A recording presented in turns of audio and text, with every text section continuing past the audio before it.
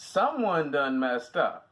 Because I don't usually make news videos like this, but someone messed up. Because I know not just me, but a lot of other Spider-Man fans of the MCU have just woken up like,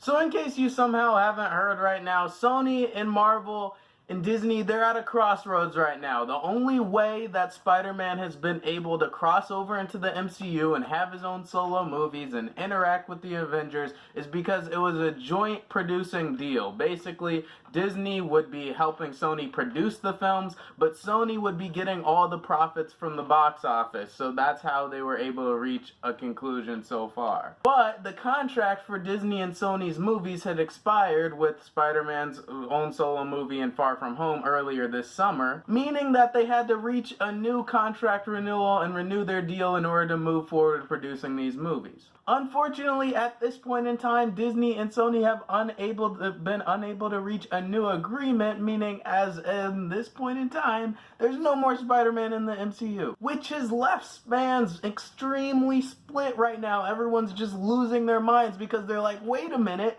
that creates a whole crap ton of problems, not just for each individual studio, but also the character and the story of Spider-Man. So that overall begs the question, whose fault is it? Why did this deal break down in particular? As internet culture demands, there were huge knee-jerk reactions upon fans hearing about this news yesterday, with the backlash of some fans claiming that they should boycott Sony in general, despite the fact that Sony has straight up come out and said that this was Disney's decision.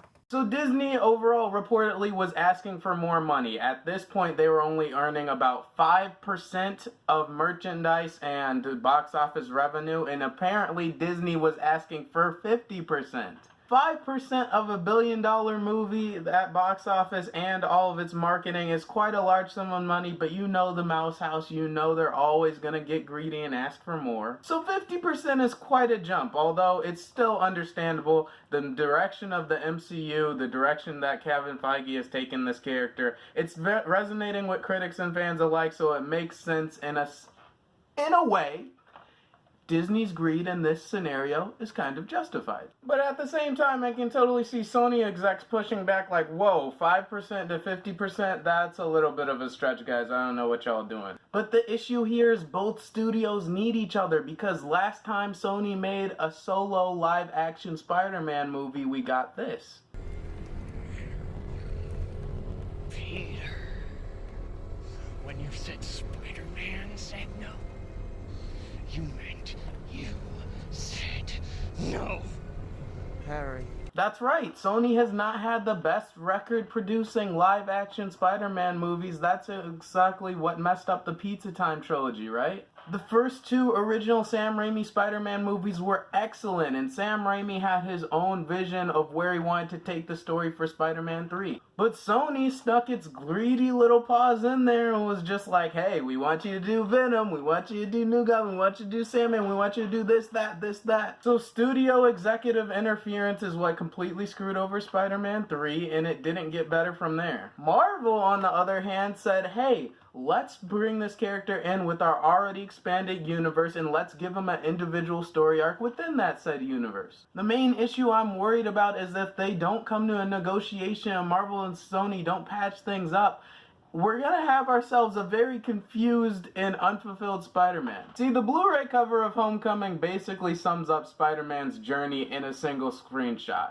He's Tony Stark's apprentice, he's a smaller kid trying to find his place in a larger superhero world, and he has that guidance from the larger heroes to help him do that, to help him come into his own. If Sony decides to make their own Spider-Man movies, in fact continuing Tom Holland, which is what is being reported, you can't pretend like all those experiences and all those character growth moments just didn't happen. You can't have a Tom Holland Spider-Man without the events of the MCU. This could also lead one of the biggest best cliffhangers and exciting endings for a Spider-Man movie ever to be left potentially unexplored. That's right, folks. For a minute, I'm gonna talk about the end of Spider-Man Far From Home. If you haven't seen that movie, you can go ahead and skip to this point in the video to avoid Far From Home spoilers. Also, while you're at it, why don't you take 2 seconds to hit that subscribe button and follow me on Twitter and Instagram at pack_reviews. That's pack_reviews for the latest reviews on the biggest Hollywood blockbusters completely spoiler free. Now back to the video.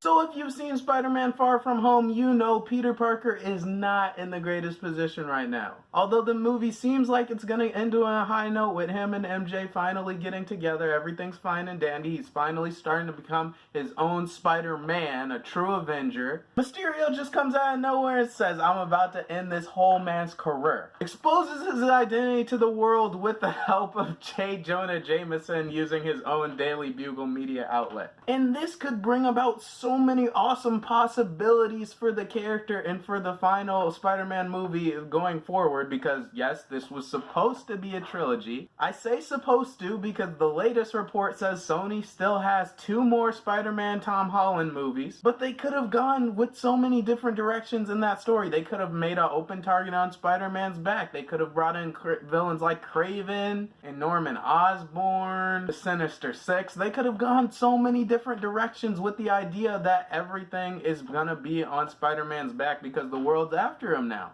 Some of my favorite stories from both the comics and the cartoons have to deal with Peter Parker navigating through a world that suspects he is in fact Spider-Man. You want the wall crawler? No! Then here's a scoop. Peter Parker is Spider-Man! Seriously, if you've never seen this show before, please watch it. It's one of my favorite shows of all time. It's absolutely amazing, or might I say...